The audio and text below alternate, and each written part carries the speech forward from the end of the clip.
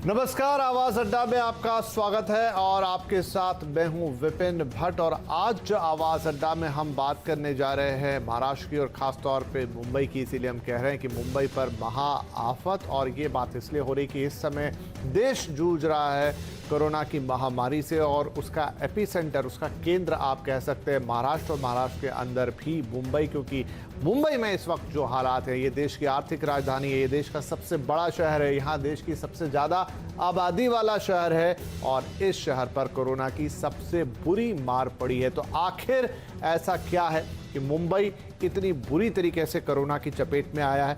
क्या ये शहर की आबादी इसके लिए जिम्मेदार है जो इतनी बड़ी है और एक बहुत, अगर हम एरिया वाइज देखें तो कंपैरेटिवली छोटी जगह में रहती है? शहर का इंफ्रास्ट्रक्चर क्या इसके लिए जिम्मेदार है, या फिर शासन प्रशासन के तरफ से कुछ कमियां रह गई कि यहाँ पर हम कोरोना को उतना इफेक्टिवली नहीं रोक पाए और आज ये सबसे बड़ी चिंता का कारण बन गया है? तो आज इसी पर होगी बड़ी चर्चा और इस बड़ी चर्चा में हमारे साथ जुड़ रहे हैं कुछ खास मेहमान। एनसीपी के प्रवक्ता महेश तापसे साहब, महाराष्ट्र के पूर्व एडीजीपी पीके जैन साहब, जसलोक हॉस्पिटल के संक्रामक रोग विशेषज्ञ डॉक्टर ओम श्रीवास्तव, सीके बिरला हॉस्पिटल की डॉक्टर अरुणा कालरा, वरिष्ठ पत्रकार ओपी तिवारी और न्यूज़ 18 इंडिया के संवाददाता विवेक गुप्ता, जो लगातार कवरेज कर रहे हैं मुंबई का और साथ में महाराष्ट्र का भी। आप सभी का बहुत बहुत स्वागत है। तो डॉक्टर अरुणा, मैं आपसे शुरुआत करना चाहता हूं। एज अ डॉक्टर, आपको क्या कारण लगते हैं कि आज देश में जो कोरोना महामारी है, अगर उसमें किसी जगह की हालत सबसे ज्यादा खराब है, सबसे ज्यादा चिंताजनक है, तो वो है महाराष्ट्र का शहर मुंबई, देश की आर्थिक राजधानी Mumbai? Good evening everyone. Corona जैसे कि सब जानते ही हैं कि ड्रॉपलेट से फैलता है, या अब हमें ये भी पता चल गया है कि जो ड्रॉपलेट्स हमारी सरफेसेस पर गिरती हैं उस पर भी काफ़ी देर तक कोरोना वायरस का सर्वाइवल है। जहाँ पर भी ओवर क्राउडिंग होगी, जहाँ पर भी बहुत ज़्यादा लोग होंगे, सोशल डिस्टेंसिंग जो हम कह रहे हैं, अगर वहाँ पर नहीं पूर्ण तरीके से कर पाएंगे लोग, वहाँ पर डेफिनेटली ड्रॉपलेट एक दूसरे के ऊपर जाकर और एक दूसरे को इन्फेक्ट करेंगी। लिटरेसी का बहुत रोल है, अवेयरनेस का बहुत बड़ा रोल है। हमें लोगों को टेकन फॉर ग्रांटेड कि हाँ नहीं ठीक है, हो जाएगा वाला नहीं चलता। इफ वी हैव टू, हमें मानना ही पड़ेगा कि डिस्टेंसिंग करनी है, ओवर क्राउडिंग को बचाना है और बार बार सैनिटाइजर या सोप का यूज करना है। हम लोगों ने जैसे बहुत पहले से ही कंटेनमेंट जोन किए या सील कर दिया जिन एरियाज को, वो शायद ओवरक्राउडिंग की वजह से नहीं हो पाया वहां पर, इसीलिए हम लोगों को इस वक्त वहां पर ज्यादा केसेस देखना पड़ रहा है। और एक जगह पर जहाँ की छोटे बच्चे, बुजुर्ग और लो इम्यूनिटी के और बीमारियों के लोग भी एक साथ हैं, तो वो स्प्रेड बहुत जल्दी कर जाता है। तो यही कारण रही कि अवेयरनेस होना जरूरी था, लिटरेसी और फॉलो जरूर करना चाहिए था उन्हें। ठीक है। तो ये वो मोटे कारण है जो डॉक्टर की नजर से आपने बताया। विवेक गुप्ता, मैं आपके पास आता हूं, चूंकि आप इस मामले की डे 1 से रिपोर्टिंग कर रहे हैं, आपने काफी फील्ड पर भी चीजों को देखा है, आपने बहुत सारे लोगों से इस दौरान लगातार आपकी बात होती रहती है, सारे आंकड़े आपके पास हैं। आपकी नजर में क्या कारण है कि मुंबई में हम चाहते हुए भी, बहुत कुछ सोचते समझते देखते हुए भी इस महामारी को कंट्रोल नहीं कर पा रहे हैं और हर दिन ये आंकड़ा बहुत तेजी के साथ बढ़ रहा है? विपिन, देखिए, जो भी एक्सपर्ट हैं और जो भी डॉक्टर्स हैं, हम प्रशासन की बात करें, उनसे लगातार हमारी बातचीत हो रही है, लेकिन उनका साफ तौर पर कहना है कि जो सबसे बड़ी वजह है कि इसको कंट्रोल नहीं कर पा रहे हैं, उसकी सबसे बड़ी वजह है कि मुंबई में डेंसली पॉपुलेटेड पूरा शहर है। लोग छोटी छोटी जगह पर भारी तादाद में लोग मौजूद हैं, जहां पर सोशल डिस्टेंसिंग पॉसिबल नहीं है। जो हमारे साथ जो पैनल में है, और आप अपने दर्शकों को बताना चाहेंगे, धारावी को एग्जाम्पल ले लें। धारावी में 20 लाख से ज्यादा पॉपुलेशन है। 10 बाई 10 के कमरे में 10 से 15 लोग एक परिवार के साथ रहते हैं। अगर सोशल डिस्टेंसिंग के नॉर्म्स को वहां पर अगर अप्लाई किया जाएगा तो ये पॉसिबल ही नहीं है कि 10 बाई 10 के कमरे में जो सोशल डिस्टेंसिंग है वो 15 लोग उसको फॉलो कर पाए। यही वजह है कि डेंसली पॉपुलेटेड शहर की वजह से ये जो वायरस है लगातार फैलता जा रहा है। और अब आंकड़ों की बात करें तो पूरे महाराष्ट्र में 16,000 से ज्यादा मामले कोरोना वायरस पॉजिटिव के हैं। सिर्फ मुंबई में 12,000 से ज्यादा मामले सिर्फ मुंबई में पॉजिटिव मामले हैं, जिसकी सबसे बड़ी वजह बताया जा रही है कि सोशल डिस्टेंसिंग फॉलो नहीं हो रहा है। डेंसली पॉपुलेटेड सिटी है ये, जो खासकर जो स्लम्स इलाके हैं वहां पर भीड़ इतनी ज्यादा है कि इसको कंट्रोल करना अब काफी ज्यादा मुश्किल हो रहा है। मुंबई में बात करें तो 60% केसेस जो है वो सिर्फ स्लम्स इलाके के हैं। धारावी, वर्ली कोलीवाड़ा, पवई, कुडला, गोवंडी, ये कुछ ऐसे इलाके हैं जहां पर सोशल डिस्टेंसिंग के नाम पे कुछ भी नहीं है, या फिर हम इसको लोगों की मजबूरियां कह रहे हैं। जो लोग वहां रहते हैं उनकी मजबूरी भी है कि छोटे से घर में आखिर कितने लोग सोशल डिस्टेंसिंग मेंटेन करके रखेंगे। यही वजह है कि हेल्थ डिपार्टमेंट, महाराष्ट्र सरकार और मुंबई पुलिस ने अपनी पूरी ताकत झोंक दी स्लम्स इलाके में ताकि ये जो वायरस ना फैले। उन्होंने डोर टू डोर टेस्टिंग शुरू कर दी। उन्होंने वहां पर पुलिस का जो बंदोबस्त है वो पूरा लगाया कि लोग घर से बाहर ना निकले। SRPF लगा दी, ड्रोन कैमरे यूज कर लिए। ड्रोन कैमरे से बाकायदा उन्होंने अनाउंसमेंट करना शुरू कर दिया कि लोग अपने घरों से बाहर ना निकले, सोशल डिस्टेंसिंग को फॉलो करें। लेकिन सवाल ये खड़ा हो रहा है कि इतनी छोटी सी जगह में से वो सोशल डिस्टेंसिंग मेंटेन कैसे होगी, उसे फॉलो कैसे किया जा सकेगा। यही वजह है कि जो वायरस है वो लगातार मुंबई को अपनी चपेट में मिलता जा रहा है। यही वजह है कि पूरे हिंदुस्तान में सबसे ज्यादा मामले मुंबई में देखे जा रहे हैं। राइट, तो साफ है, आपने कहा कि 60% जो मामले हैं, जो मुंबई के कुल मामलों के 60% है, वो आ रहे हैं स्लम के अंदर से। और मुंबई की आबादी का एक बहुत बड़ा हिस्सा, करीब 40 से 50% के आसपास का हिस्सा रहता है स्लम्स के अंदर। अकेला धारावी अगर हम बात करें तो वहां की आबादी 20 लाख है, जो कि कई बड़े शहर जो देश के हैं उनकी आबादी के बराबर है। और वो एक बहुत ही छोटी सी जगह में सिमटा हुआ है। जैसा विवेक बता रहे हैं कि एक ही कमरे में 10-10 लोग रहते हैं। OP तिवारी साहब, आपने एक पत्रकार के तौर पर इस शहर को बहुत करीब से देखा और बहुत लंबे वक्त से देखा है। आखिर ऐसा क्यों होता है कि जब 26 जुलाई को बहुत सारी बारिश एक साथ आ जाती है, बहुत ज्यादा पानी गिर जाता है, तो पता चलता है कि बहुत कंस्ट्रक्शन के दौरान नालियां चौक हो चुकी हैं, इलीगल कंस्ट्रक्शन हुआ है और शहर की यह हालत हो गई। अब जब पता चल रहा है कि बहुत बड़ा एक डिजास्टर महामारी आ रही है, तो तब आपको एहसास हो रहा है कि नहीं, यहां तो बहुत ही डेंसली पॉपुलेटेड एरिया है, स्लम्स की हालत बहुत खराब है। मतलब इस शहर का जो इंफ्रास्ट्रक्चर है वो हर बार किसी न किसी कारण से एक्सपोज होता है, लेकिन सुधरता कभी नहीं है। हाँ विपिन, इसमें कोई दो राय नहीं है कि हम मुंबई एक देश में बाकी जगह जो कोरोना फैल रहा है उसके मुकाबले में मुंबई के पास इंफ्रास्ट्रक्चर ठीक ठाक है। मुंबई में तब लोग आते हैं जब बाहर उनको इलाज नहीं मिलता है, तब लोग मुंबई की तरफ भागते हैं। यहाँ सरकारी क्षेत्रों में भी देखा जाए तो JJ हॉस्पिटल है, KEM है, नायर जैसे हॉस्पिटल्स हैं। इतनी सारी सुविधाएं होने के बावजूद अगर, अच्छा एक चीज और कि लॉकडाउन भी यहां सेंटर से पहले लागू किया गया है, अगर आपको ध्यान हो तो, और आगे भी प्लान। जी, लगता है OP तिवारी साहब से हम है। हेलो, आवाज आ रही है? जी सर, लिंक में थोड़ा प्रॉब्लम था पर आ रही है। जी। तो इसके बावजूद अगर मुंबई कंट्रोल नहीं हो पा रही है, तो इसमें जो दो बातें अभी डॉक्टर अरुणा ने कही और विवेक ने भी कही, हमारी डेंसिटी। आपको जिस समय इस तरह का पेंडेमिक का आभास हुआ उसके तुरंत बाद से ही विपिन जी हमारी डेंसिटी को कम करना चाहिए था। इसके अलावा कोई चारा ना पहले था ना अभी है। आप ठीक है, जो लोग बाहर के हैं, उत्तर प्रदेश के हैं, बिहार के हैं, उनको भेजने में अगर तकलीफ है, ट्रेन नहीं मिल पा रही है, बसें नहीं मिल पा रही हैं, तो कम से कम महाराष्ट्र के अंदर के जो लोग थे, सोलापुर, कोल्हापुर, सतारा, यहाँ के लोगों को जितना ज्यादा से ज्यादा हो सके आपको डिस्बर्स करना चाहिए। ये जितनी डेंसिटी आप मुंबई की कम कर पाएंगे, आप उतना मुंबई को बचा पाएंगे।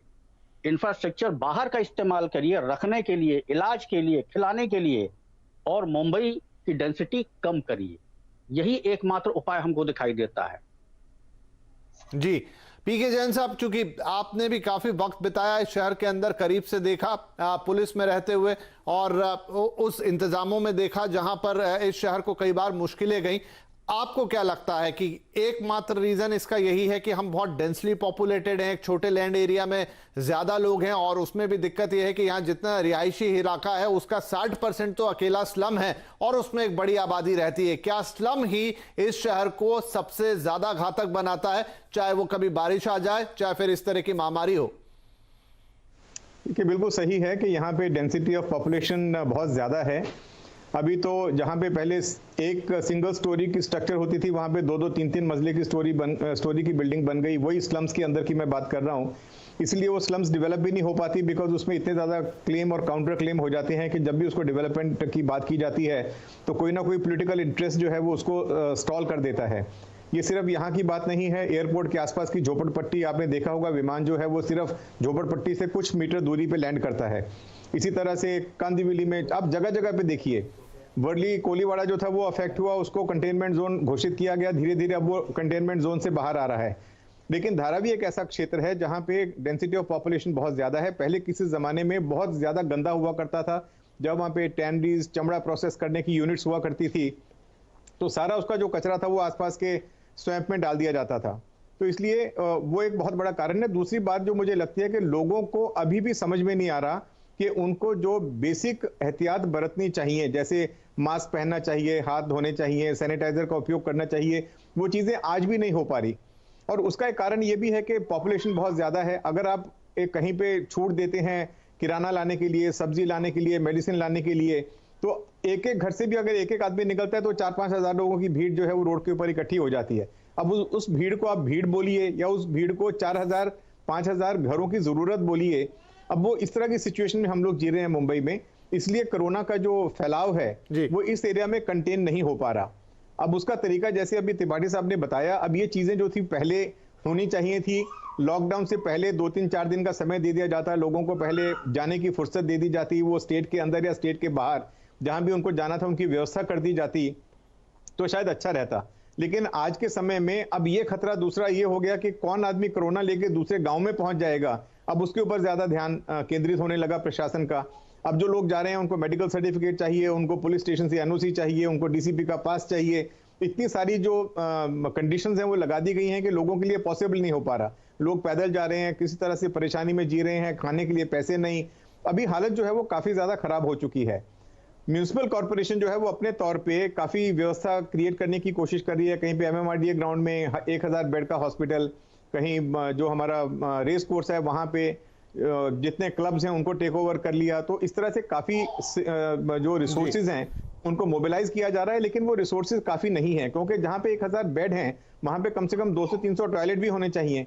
तो व्यवस्था जो है वो उसको बनाने में समय लगेगा। और ये अभी ऐसा लग ही रहा है कि जब भी लॉकडाउन उठेगा, आज 1 हफ्ते के बाद, 2 हफ्ते के बाद, 3 हफ्ते के बाद, इस महीने के अंत में, तब ये जो है एक बार फिर से स्पाइक आएगा केसेस में, क्योंकि तब लोग एक दूसरे के साथ में मिलना शुरू करेंगे। तो ये दिक्कत जो है वो बढ़ने वाली है। मुझे लगता है कि इसके बारे में प्रशासन को अभी भी जागरूक होना चाहिए कि आने वाले समय में वो लोग किस तरह से लोग जो है वो बिहेव करेंगे, किस तरह से वो दिक्कतों का सामना करेंगे। तो ये सारी चीजें देख के अभी भी प्रशासन को बहुत सारे कदम उठाने की जरूरत है। ठीक है सर। आने वाले समय में जो आपकी जो इसेंशियल कमोडिटीज हैं उनकी सप्लाई की दिक्कत आने वाली है। नहीं, बिल्कुल हम उन सब की बातें करते हैं। अब ये सवाल हमें लेने होंगे, कुछ सवाल मैं महेश तपासे साहब से लूंगा, क्योंकि महेश जी एनसीपी के प्रवक्ता हैं जो इस समय सरकार में भागीदार हैं। महेश जी, क्योंकि आपको शायद थोड़ी जानकारी भी हो, तमाम मीटिंग्स में भी आप शामिल होते रहे, क्या सरकार के अंदर या प्रशासन के अंदर, शासन के अंदर ये कॉन्फिडेंस है भी कि हम इस सिचुएशन को टेकल कर पाएंगे? क्योंकि देखिए मैं इसीलिए सबसे आखिरी में आपके पास आया कि हम उन कारणों को तो जाने, हम उन चीजों को तो समझें कि आखिर क्यों मुंबई में या महाराष्ट्र में ये लेवल इतना खराब है। तो अगर मुंबई की मेनली बात करें तो क्या आपको कभी कॉन्फिडेंस लगता है कि आप इस सिचुएशन को हैंडल कर भी पाएंगे? विपिन जी, सबसे पहले तो मैं आपसे ये कहना चाहूंगा कि महाराष्ट्र सरकार को पूरी तरह से ये कॉन्फिडेंस है कि कोरोना वायरस को पूरे उसका उच्चाटन पूरे जड़ से मुंबई और महाराष्ट्र में कर पाएंगे। लेकिन इसके लिए जो सबसे महत्वपूर्ण चीज है, लोगों का सहयोग, सोशल डिस्टेंसिंग के माध्यम से लोगों का जो सहयोग चाहिए वो मिलना बहुत ही जरूरी है। और मेरे से पहले जो पैनलिस्ट थे, जयंत साहब थे, तिवारी साहब थे, उन्होंने इसी चीज के ऊपर अपनी उंगली रखी कि लोग सोशल डिस्टेंसिंग मेंटेन करने में थोड़े कहीं कम बढ़ रहे हैं। अभी मुंबई की शहर नहीं, लेकिन तपासे साहब जो मुख्य बात है कि हमने बात की धारावी की, अब अगर एक कमरे में 10 लोग रहेंगे तो सोशल डिस्टेंसिंग मेंटेन करने की उम्मीद कैसे करेंगे हम? मैं आपको उसी चीज पे आ रहा हूँ।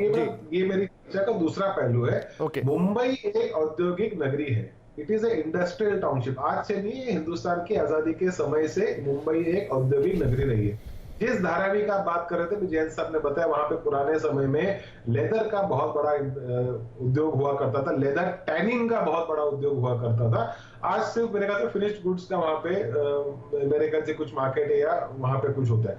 अब ये इंडस्ट्रियल सिटी होने के बावजूद, और सिर्फ मुंबई में नहीं, हिंदुस्तान के जो इंडस्ट्रियल टाउनशिप्स है वहां पे अगर आपने देखा होगा तो वहां पे जितने भी लेबर्स है, माइग्रेंट लेबर है या लोकल लेबर है, बहुत ही खस्ता हालत में वहां पे रहते हैं। एक रूम में कहीं 4 लोग रहे, कहीं 6 लोग रहे, कहीं 8 लोग रहे। ये सिर्फ मुंबई की नहीं, लेकिन पूरे हिंदुस्तान की परिस्थिति यही है। मुंबई में विशेष रूप से ज्यादा है क्योंकि हमारे पास लैंड मास कम है। एक तरफ अरबी महासागर है, वहां पे लोग जा नहीं सकते। और मुंबई देखें, अगर आप देखेंगे तो चर्च गेट से लेके विरार तक पूरी एक लाइन में खिंची हुई है। मुंबई सीएसटी स्टेशन से कल्याण, डुंबिली, अंबरनाथ, बदलापुर तक पूरी एक लाइन में शहर बसा हुआ है। तो उसको जो लैंड मास जो दिल्ली के पास अवेलेबल है, उस प्रकार का लैंड मास मुंबई शहर को अवेलेबल ना होने की वजह से जो सैटेलाइट टाउनशिप्स है वो काफी दूर है। मुझे ठाणे है, तो कल्याण तापसे है, साहब, सॉरी मैं आपको बीच में रोक रहा हूं, लेकिन सुनिए, क्योंकि हम अगर इसको क्वेश्चन आंसर के रूप में रखेंगे तो ज्यादा क्लियर होता चला जाएगा कि ये बात तो सर हमें आजादी के बाद से पता है कि मुंबई के पास लैंड मास की कमी है, वो एक लीनियर सिटी है।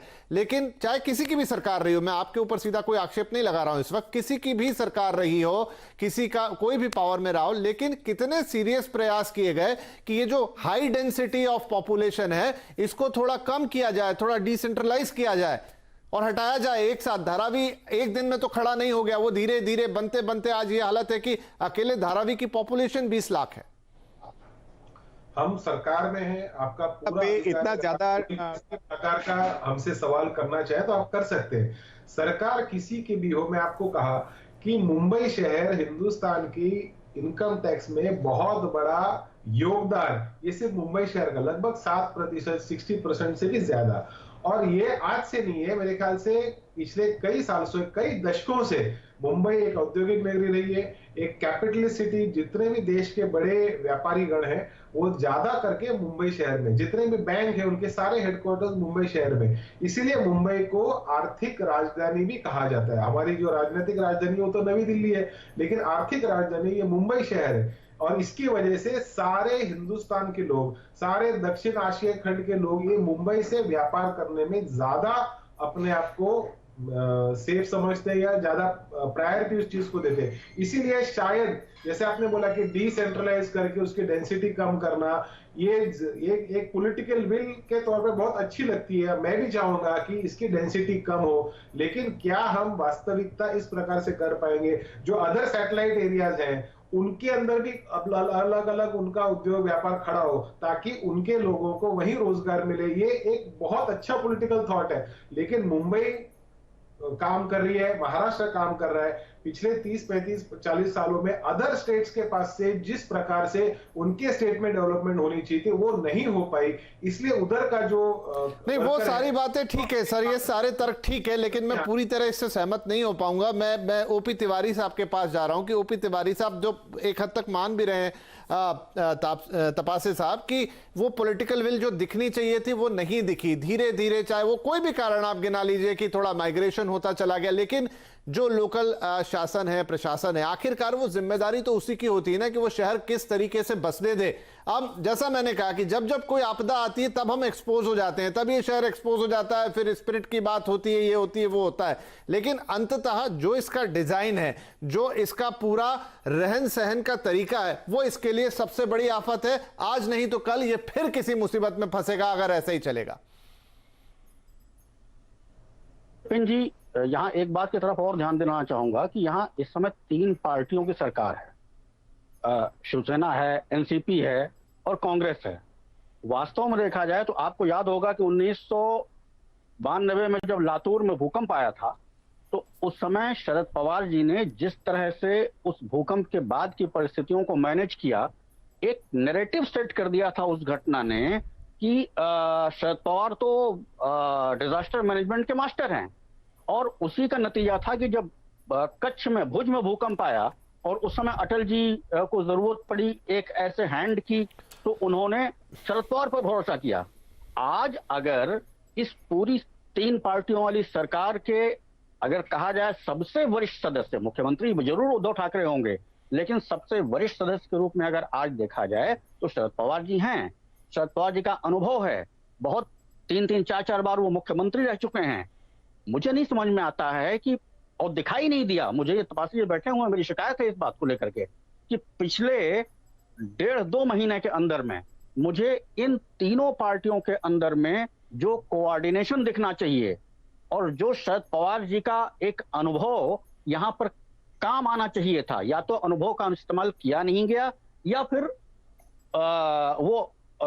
क्या कारण है, इसका जवाब तो खैर सरकार में बैठे हुए लोग ही दे पाएंगे, कि कहीं ना कहीं पॉलिटिकल विल, जो लंबे विल की बात छोड़िए कि हाँ धारावी को जब डिस्बर्स करेंगे, अरे आज 1.5 महीने के अंदर की प्लानिंग तो बताइए। 1.5 महीने के अंदर में ये कोऑर्डिनेशन क्यों नहीं हो पाया?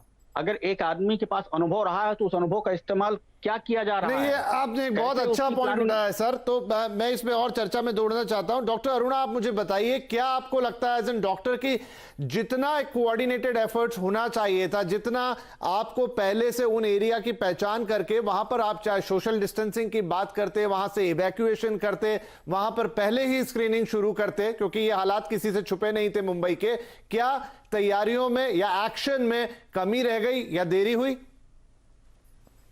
मुझे लगता है कि ऐसा तो था नहीं कि धारावी से शुरू हुआ था कोविड। तो जब मतलब मैं दिल्ली से हूँ, मगर मैं ये कहना चाह रही हूँ कि जो भी ओवर क्राउडेड प्लेस होता है, जहाँ पर कि टू और फ्रो मूवमेंट बहुत ज़्यादा है, कि वहाँ से लोग जा रहे हैं बाहर काम के लिए या आ रहे हैं वहाँ पर अपने घरों में रहने के लिए, हमें पता है कि वहाँ पे एक डेंस पॉपुलेशन है, वहाँ बच्चे हैं, बुजुर्ग हैं, प्रेग्नेंट हैं, इम्यूनो कॉम्प्रोमाइज्ड लोग हैं। उस एरिया को पहले से ही कंटेन कर दिया जाना चाहिए था, क्योंकि जब भी पहला इंसान या पहले 10 इंसान या पहले 1000 इंसान बाहर निकले तो उनमें से कोई ना कोई तो एक लेके आएगा ही, और एक भी आना उस एरिया के लिए खतरनाक है। फिर जैसे कि मैंने समझाया कि एजुकेटेड क्लास भी बहुत ही टेकन फॉर ग्रांटेड ले रही है कि ठीक है, मास्क पहनना, नहीं पहनना, हाथ स्टेरलाइज करना या ना करना बहुत ज़्यादा फॉलो नहीं करते हमारे यहाँ लोग रूल।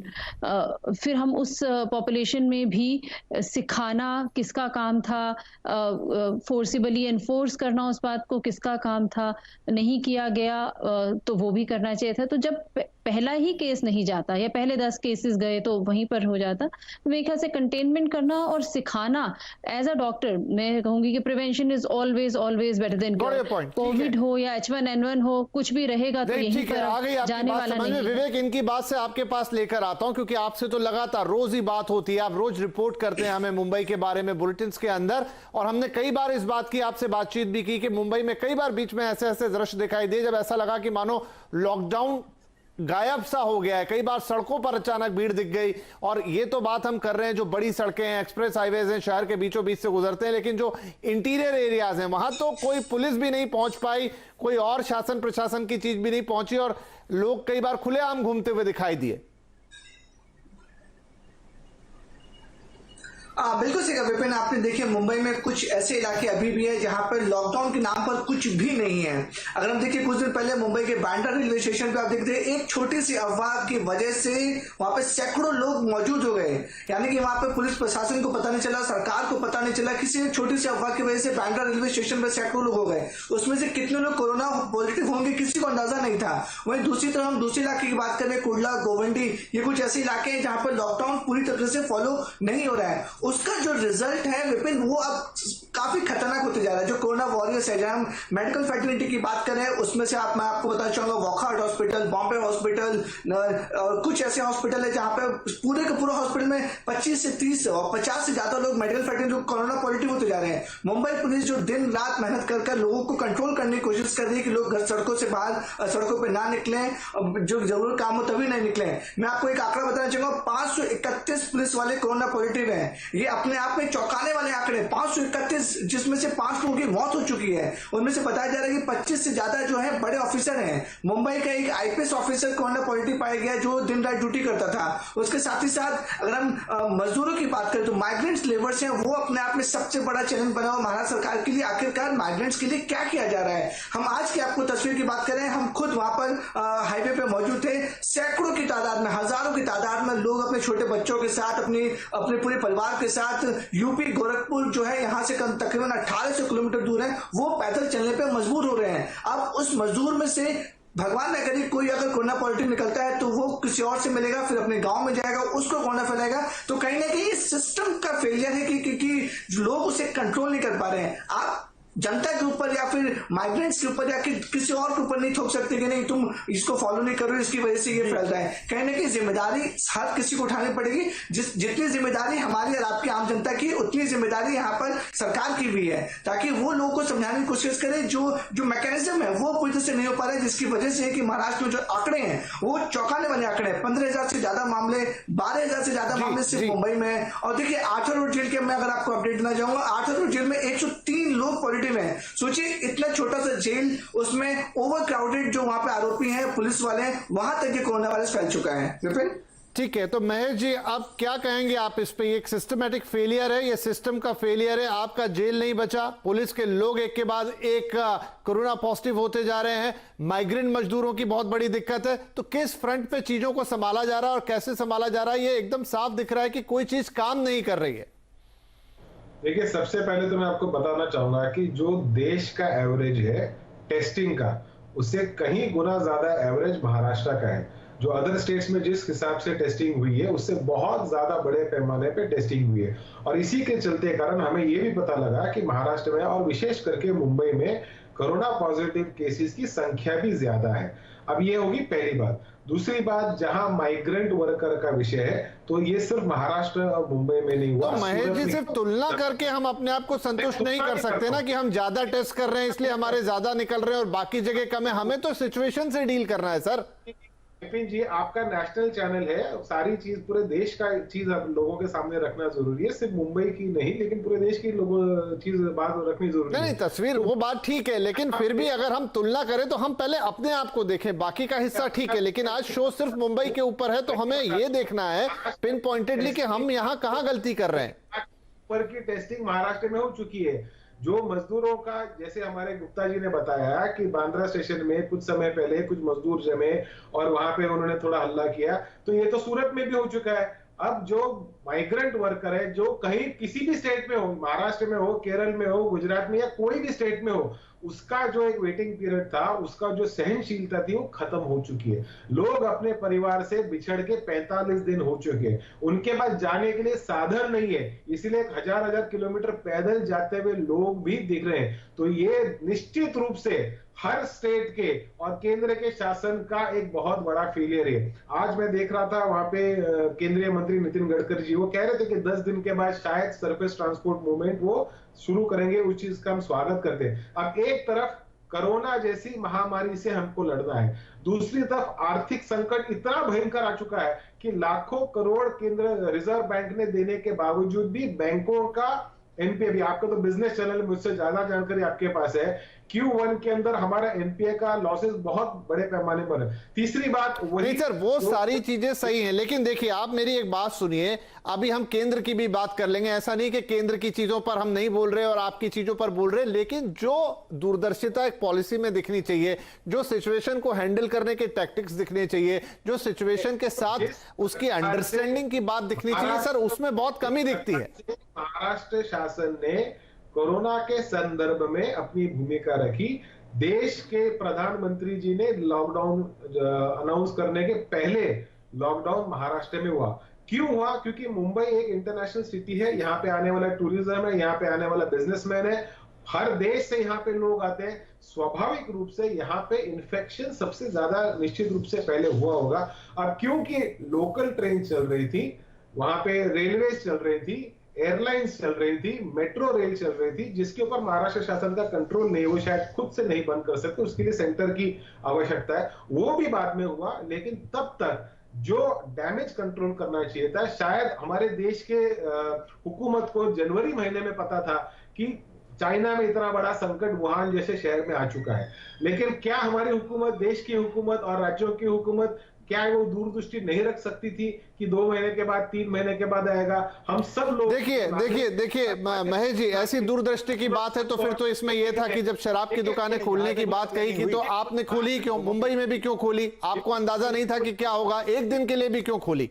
तो ये तो ऐसे डिसीजन है जिसमें हम एक दूसरे के ऊपर डाल सकते हैं, लेकिन मैं बात कर रहा हूं एक कलेक्टिव एफर्ट की। सर ठीक है, मैं आपके पास आता हूं।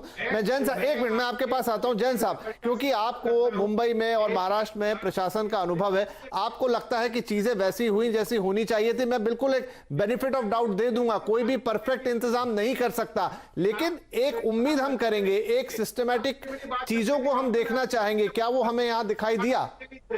सब लॉकडाउन के लिए सर महेश जी आ रहा हूं आपके पास, महेश जी आ रहे हैं आपके पास, एक बार सर की बात सुन लेते हैं। महेश जी आ रहे हैं, बिल्कुल। अभी 2-3 सवाल आप ही से लिए, मैं आपके पास आता हूं। जाना चाहिए था जैन साहब, इसमें विपिन जी ऐसा है कि लॉकडाउन के लिए जो प्लानिंग की जानी चाहिए थी उसमें थोड़ा बहुत समय दिया जाना चाहिए था, लोगों को एक मौका मिलना चाहिए था ताकि जिसको जहां जाना है वो वहां जाके आराम से बैठ सके।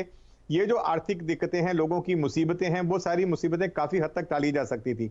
यही चीज प्लानिंग करके लोगों को भेज दिया जाता। उस समय पे कोरोना का संक्रमण बहुत कम था, तो कहीं कम, आज से कहीं कम खतरा रहता जहां पे वो जा रहे थे वहां पे फैलाने का।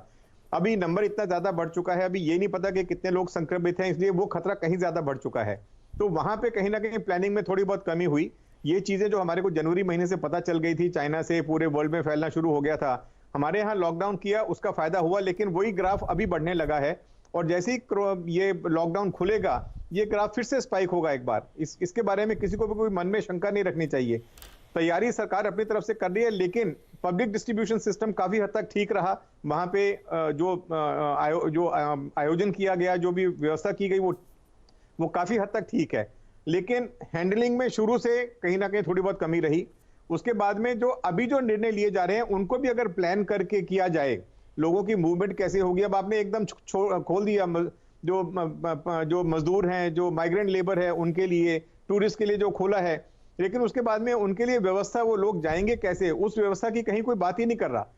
कम से कम प्लानिंग करके आप उसका आयोजन करके, सबके पास में स्मार्टफोन्स हैं लोगों के पास, वो उसको डिजिटाइज करके किया जा सकता था। कोशिश हो रही है, लेकिन वो एक कंसर्टेड ऑफिट जिसको बोलते हैं कोशिश, वैसी कोशिश नहीं है। इसलिए लोगों को बहुत दिक्कतों का सामना करना पड़ रहा है। 16 लोग मर गए आपके औरंगाबाद डिस्ट्रिक्ट में, जो ट्रेन की पटरी से जा रहे थे, अब 16 लोगों की डेथ हो गई। मतलब लोगों को सैकड़ों किलोमीटर का सफर जो है वो पैदल चल के जाना पड़े, इससे ज्यादा शर्मनाक बात और क्या हो सकती है। जी ठीक है, चलिए। तो यहां पर बहुत सारे एफर्ट्स हैं, बहुत सारी चीजें हैं, लेकिन उसमें कितना कोऑर्डिनेशन है, उसमें कितनी दूरदर्शिता है, हम ये नहीं मानते कि सारी चीजें बिल्कुल पिन पॉइंटेड परफेक्ट होगी, लेकिन कम से कम उसमें यह नजर आना चाहिए कि एक हद तक की प्लानिंग है और एक हद तक का कंट्रोल है। एक छोटा सा ब्रेक यहां पर लेते हैं। मुंबई के बारे में बातचीत जारी रहेगी कि आखिर बहुत बड़ी मुसीबत में तो ये शहर पड़ गया है, लेकिन अब हम इसे बाहर कैसे निकालेंगे? क्या यहां से मुंबई को आगे और खराब तस्वीर देखनी पड़ेगी, या कुछ किया जा सकता है कि मुंबई में हालात सुधरें? हम पहले ही जानते हैं कि शहर का इंफ्रास्ट्रक्चर कैसा है, शहर की आबादी कैसी है और इस पर कितना बोझ है। क्या इन सबके बीच में भी हम कुछ कर पाएंगे? ये चर्चा करेंगे, लेकिन छोटे से ब्रेक के बाद।